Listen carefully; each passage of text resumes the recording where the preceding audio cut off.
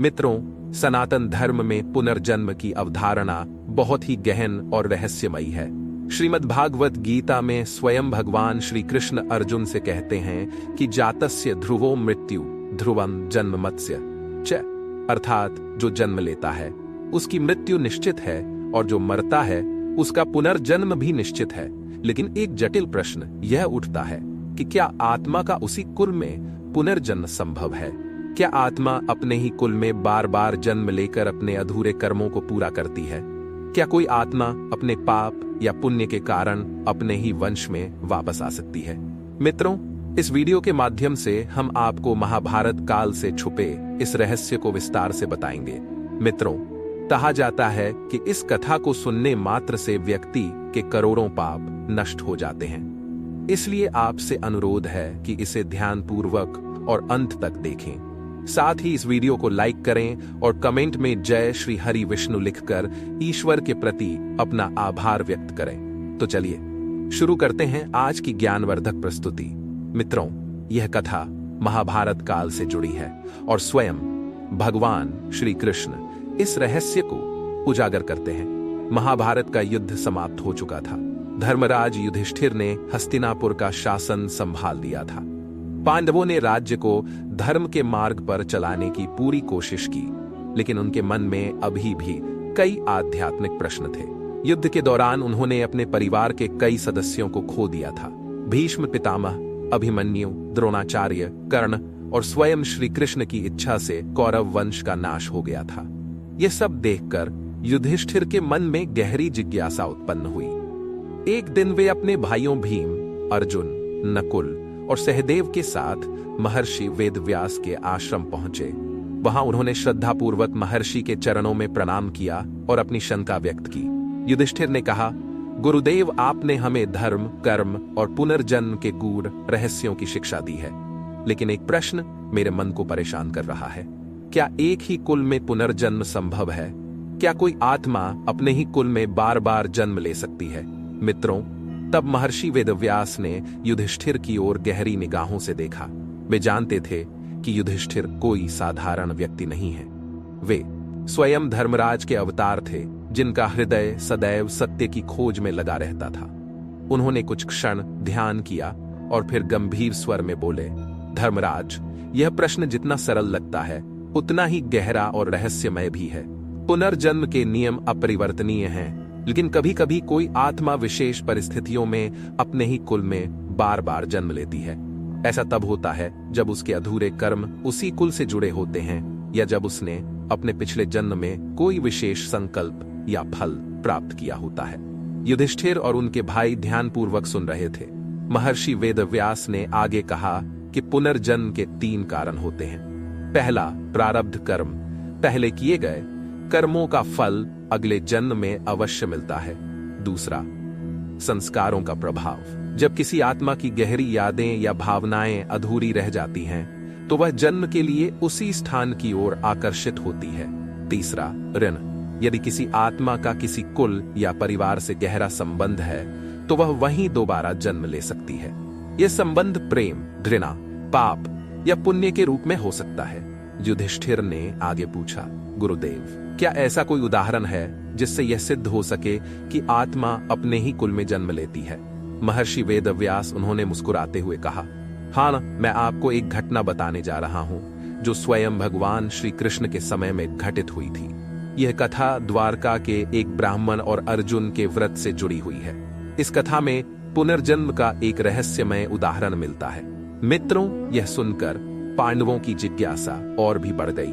महर्षि वेदव्यास ने एक प्राचीन कथा सुनाते हुए कहा, महाभारत युद्ध के कुछ समय बाद जब श्री कृष्ण द्वारका में राज कर रहे थे, एक दिन उनके दरबार में एक ब्राह्मण आया। वह अत्यंत व्यथित था।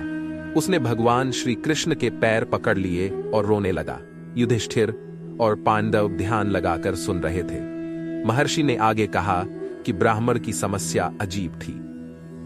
उन्होंने कहा कि उसके यहाँ पैदा हुए सभी बच्चे पैदा होते ही मर जाते हैं। ये घटना बार बार हो रही थी। ब्राह्मण ने सोचा कि यह उसके किसी पाप का फल है, लेकिन जब उसने सभी तरह के अनुष्ठान किए, तब भी उसे कोई समाधान नहीं मिला। अंत में वह श्री कृष्ण के पास गया।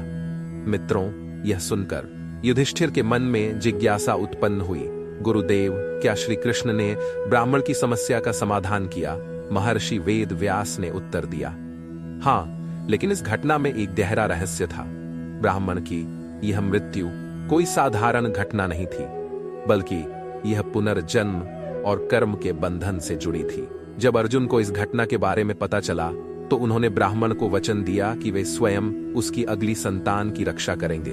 लेकिन जब ब्राह्मण का पुत्र फिर से गायब हो गया तो अर्जुन स्वयं यमलोक चले गए। भीम ने आश्चर्यचकित होकर पूछा, क्या अर्जुन यमलोक गया था? महर्षि ने उत्तर दिया, हाँ, अर्जुन वहां गए और यमराज से इस घटना का रहस्य पूछा।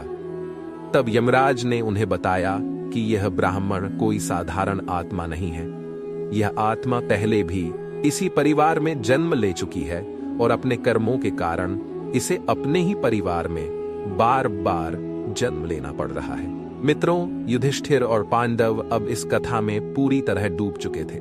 मित्रों, महर्षि वेदव्यास ने अंत में कहा, धर्मराज, यह कथा आपको यह समझाने के लिए है कि आत्मा के कर्म ही उसका पुनर्जन्म निर्धारित करते हैं। यदि आत्मा का किसी परिवार से कोई विशेष संबंध है तो वह उसी परिवार में दोबारा जन्म ले सकती है, कभी पुण्य के कारण, कभी शराब के कारण और कभी किसी अधूरे कार्य को पूरा करने के लिए। युधिष्ठिर ने गहरी सांस ली और कहा, अब मैं समझ गया हूं कि कर्म, परिवार और पुनर्जन्म का रहस्य कितना गहरा है, लेकिन अब मैं इस कथा को विस्तार से सुनने के लिए उत्सुक हूं। महर्षि वेदव्यास मुस्कुराए और बोले, फिर द्वारका के उस ब्राह्मण की व्यथा और अर्जुन की प्रतिज्ञा की पूरी कथा सुनो। काल चक्र निरंतर घूमता रहता है, जन्म मनन का खेल निरंतर चलता रहता है, किंतु जब कोई आत्मा विशेष कारणों से बार बार जन्म लेती है तब वह रहस्य बन जाती है। यह घटना उस समय की है जब भगवान श्री कृष्ण द्वारका में अपने महल में निवास कर रहे थे। द्वारका समुद्र के मध्य स्थित एक दिव्य नगरी थी जहां धर्म और सत्य के पालन का आदर्श स्थापित था। श्री कृष्ण वहां अपने भक्तों को आशीर्वाद दे रहे थे, न्याय दे रहे थे और जगत के कल्याण के लिए अपनी लीलाएं रच रहे थे। एक दिन एक ब्राह्मण द्वारका के महल के द्वार पर पहुंचा। उसका शरीर बहुत दुबला पतला था, चेहरे पर गहरी पीड़ा के चिन्ह थे और आंखों से आंसू बह रहे थे। वह रोता हुआ भगवान श्री कृष्ण के पास पहुंचा और उनके चरणों में गिरकर अत्यंत दुखी स्वर में बोला, हे द्वारकाधीश, हे योगेश्वर, मुझ पर दया करो, मेरी व्यथा सुनो। मैं एक धार्मिक ब्राह्मण हूं। मैंने जीवन भर सत्य और अहिंसा का पालन किया है। मैंने कभी किसी का अहित नहीं किया, फिर भी मैं ऐसे दुर्भाग्य से ग्रस्त हूं जिसका कोई उपाय नहीं दिखता। श्री कृष्ण ने प्रेम पूर्वक ब्राह्मण को उठाया और कहा, बेटा, शांत हो जाओ, बताओ कि तुम्हारे हृदय में क्या पीड़ा है।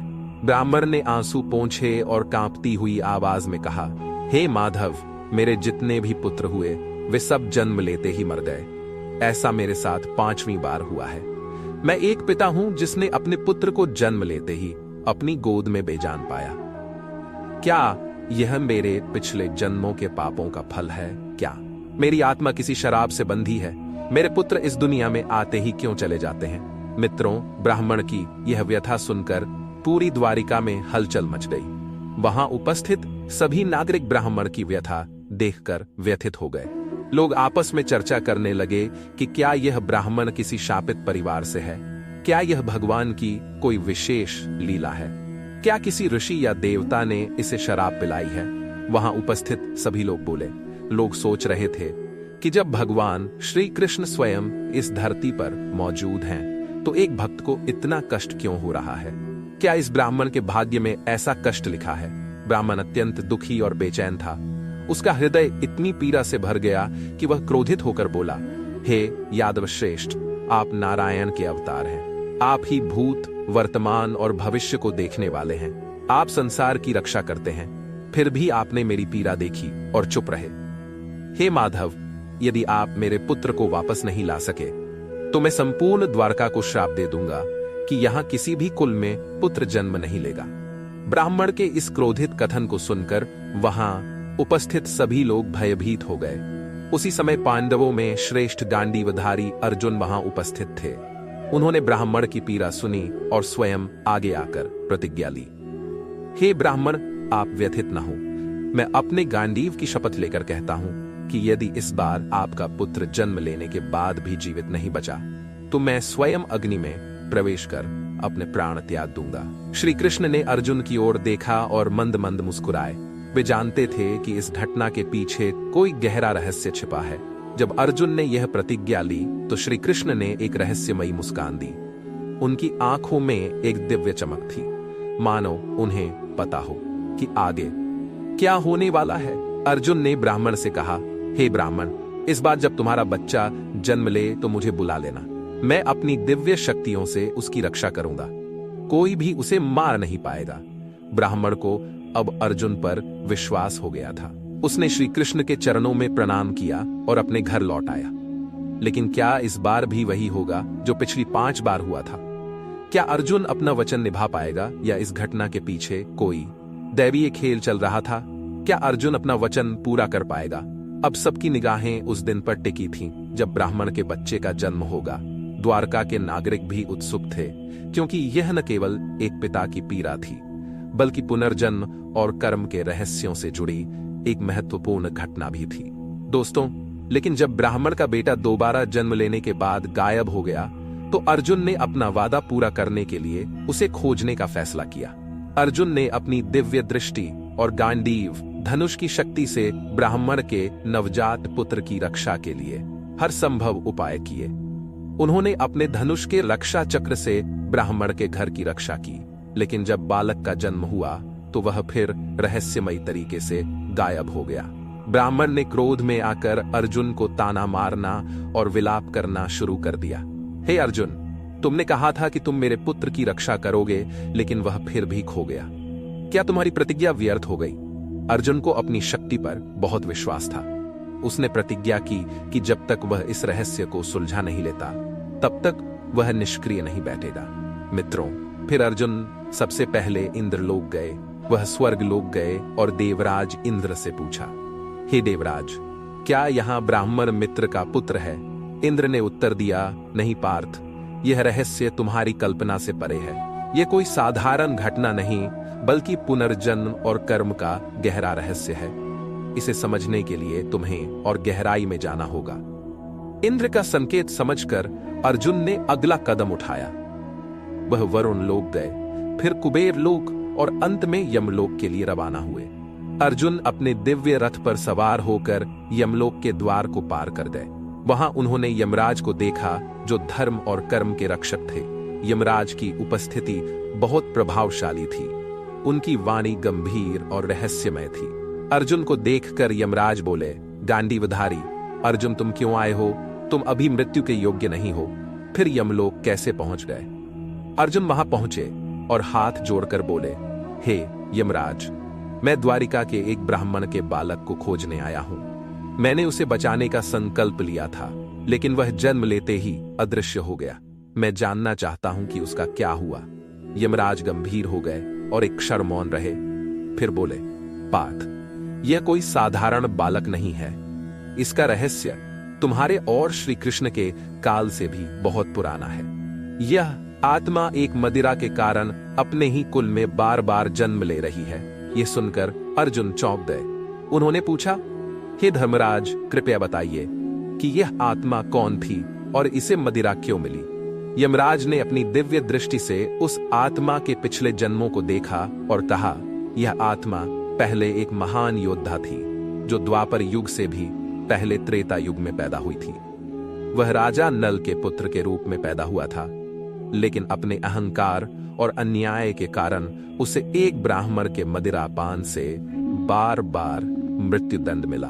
अर्जुन को आश्चर्य हुआ, तो क्या यह आत्मा अपने कर्मों के कारण हर जन्म में एक ही परिवार में जन्म लेती है? यमराज ने उत्तर दिया, हाँ, क्योंकि इस आत्मा ने एक बार एक निर्दोष ब्राह्मण के पुत्र को मार डाला था। उसी ब्राह्मण ने उसे मदिरा पिलाई थी। कहा गया था कि यह आत्मा हर जन्म में उसके ही कुल में जन्म लेगी और जन्म लेते ही मर जाएगी। यह चक्र तब तक चलता रहेगा जब तक कोई महान योद्धा और दिव्य पुरुष इसे इस चक्र से मुक्त नहीं कर देता। अर्जुन को अब यह रहस्य समझ में आ गया था। अर्जुन ने कहा, यदि यह आत्मा मदिरा के कारण इस चक्र में फंसी है तो इसे मुक्ति कैसे मिलेगी? यमराज ने उत्तर दिया, केवल भगवान श्री कृष्ण ही इसे इस चक्र से मुक्त कर सकते हैं, क्योंकि वे स्वयं नारायण है। केवल वे ही इस आत्मा की नियति बदल सकते हैं। वे चाहें तो इसे मोक्ष मिल सकता है। अर्जुन ने तुरंत श्री कृष्ण का ध्यान किया और उन्हें यमलोक बुलाया। श्री कृष्ण दिव्य रूप में प्रकट हुए। श्री कृष्ण मुस्कुराए और कहा, हे पार्थ, यह आत्मा अपने ही कर्मों में उलझी हुई थी, लेकिन अब इसका समय आ गया है कि इसे मोक्ष मिले।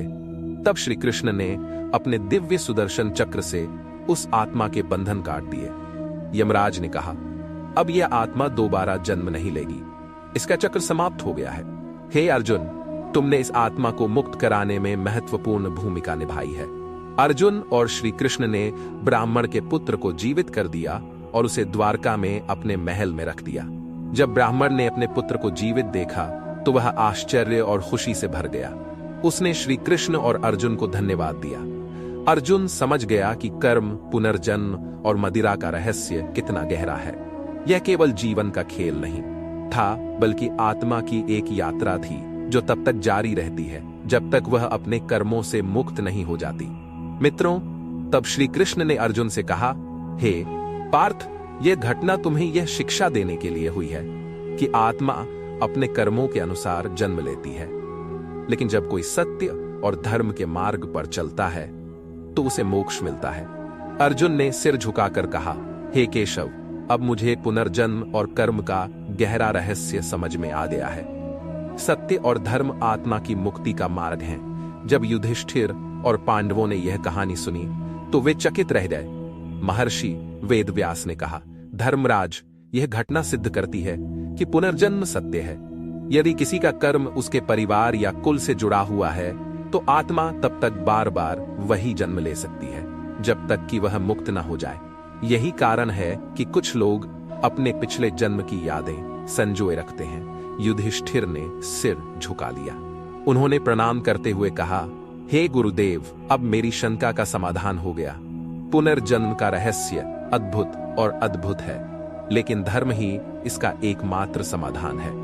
तो मित्रों, यह कथा सिद्ध करती है कि यदि आत्मा के कर्म विशेष रूप से किसी परिवार या कुल से बंधे हुए हैं तो उसी परिवार में पुनर्जन्म संभव हो सकता है।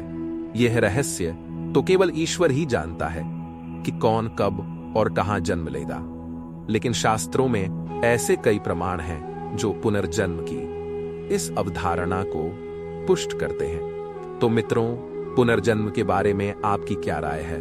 हमें कमेंट में जरूर लिखें। साथ ही ऐसी जानकारी के लिए हमारे चैनल धार्मिक ज्ञान को सब्सक्राइब जरूर करें और हां, इसे अपने दोस्तों के साथ जरूर शेयर करें। जय श्री हरि विष्णु।